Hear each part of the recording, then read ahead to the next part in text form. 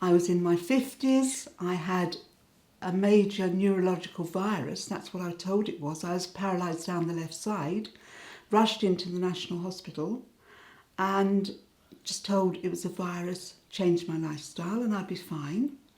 So I did all those things and trotted along for a few years, just accepting that I couldn't work full time and I couldn't do this and I couldn't do that.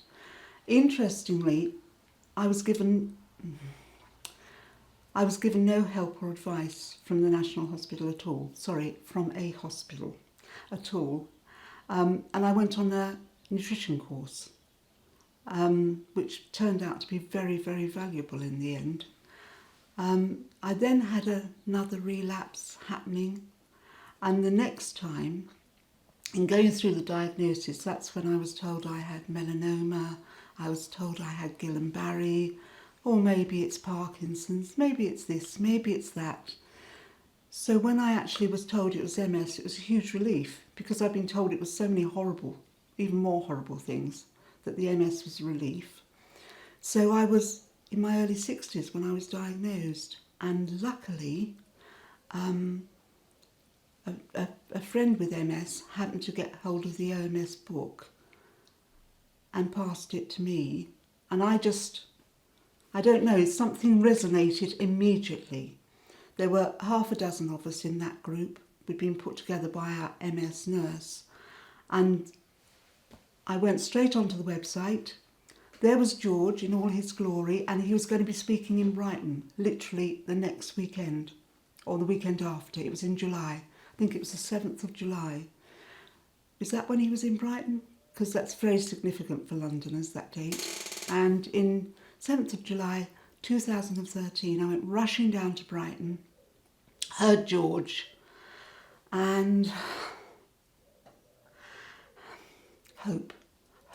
When I arrived, after driving down there in the morning, I was in tears and I had to be given a big hug from Sue, because I walked into the hall and it was Zimmer frames and walking sticks and I thought, I can't bear this. But by the time the end of the session, the end of the day, I was crying again, but because of absolute happiness and exhilaration, listening to George and realising something can be done about it. I don't have to just sit here and wait for the fates to just wave me goodbye, because that's what was going to happen. I was just going to disintegrate.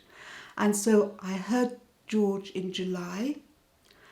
Amazingly, by the next July, I got onto the Amadown retreat, which was fantastic, met this wonderful group of people, wide age range, and I feel we're all on the journey together now, which is really, really good.